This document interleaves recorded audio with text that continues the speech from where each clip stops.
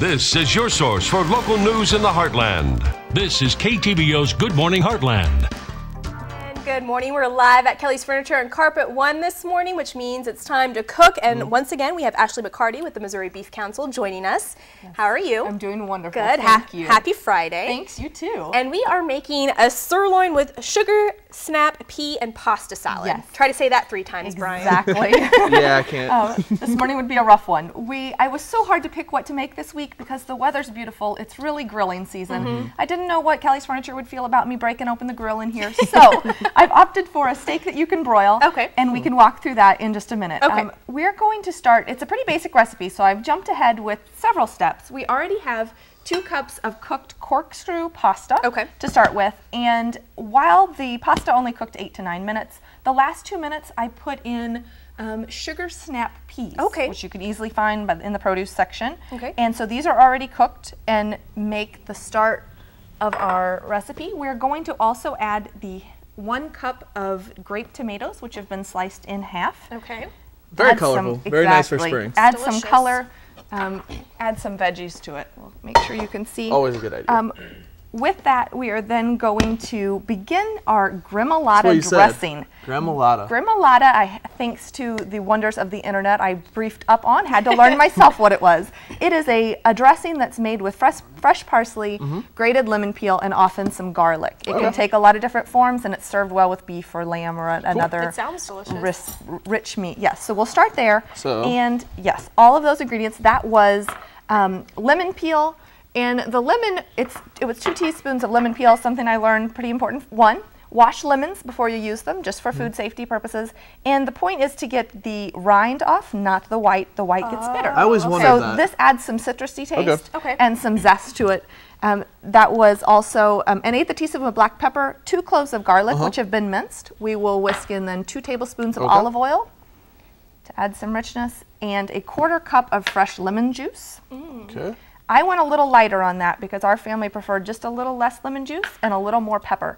So that may be some modifications people want to make. A little bit of salt? Kosher salt, a 1/4 teaspoon as well. And we'll end with the parsley over there. Forgot that. We can't forget it. There we go. Then that's 2 teaspoons or 2 tablespoons, sorry, of parsley.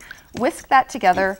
It's a very flavorful dish. Yeah. Smells good. Yes, but our key ingredient is actually going to be our sirloin. This is a value cut of meat.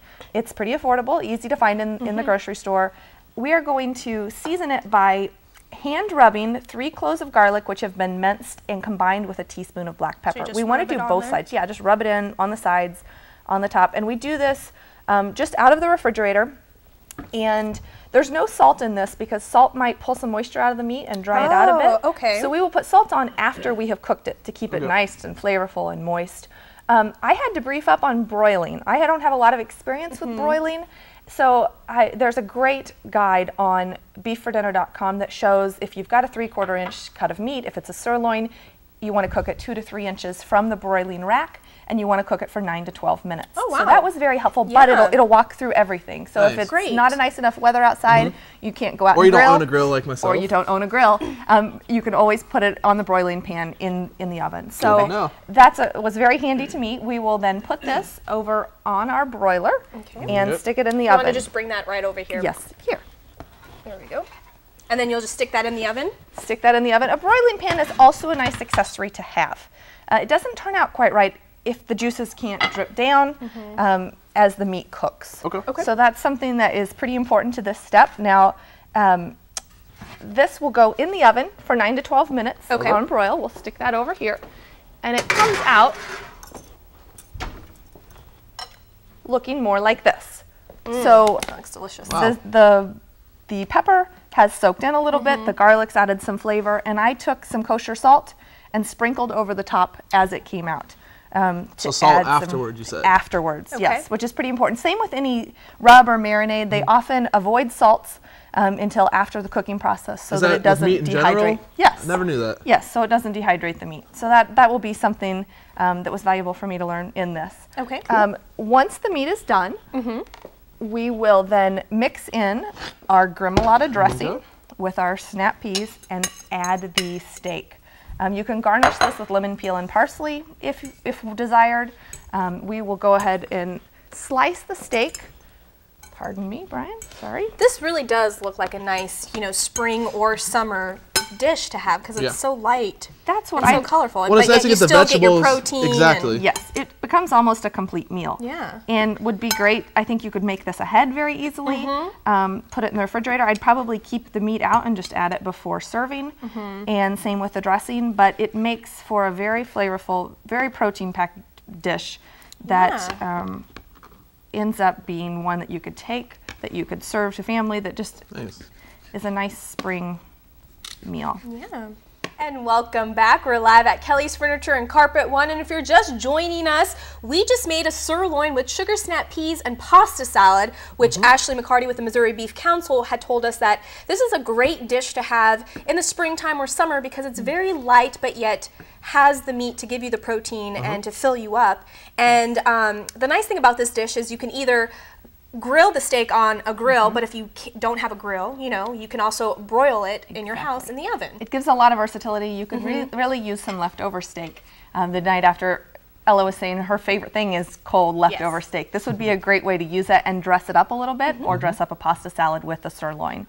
The ingredients again are 2 cups of corkscrew pasta, 2 cups of fresh sugar snap peas.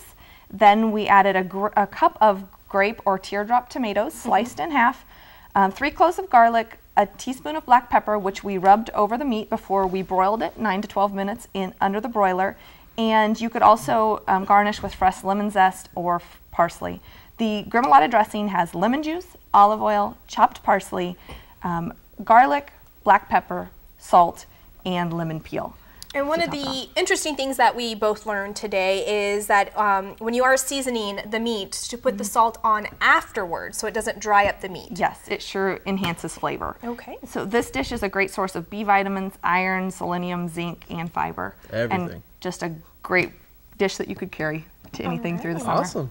Well, of course, we will have all the recipe and the video posted on our website later this morning. Just click on heartlandconnection.com on the neighborhood tab. Thank you so much for joining us this morning. I'm Ella Soroka. And I'm Brian Dukes. Your news will continue tonight with KTVO News at 5, but you can check us out anytime at heartlandconnection.com. And don't forget to follow us on Facebook and Twitter. Have a great Friday, everyone. And we'll see you right back here Monday morning at 6 a.m.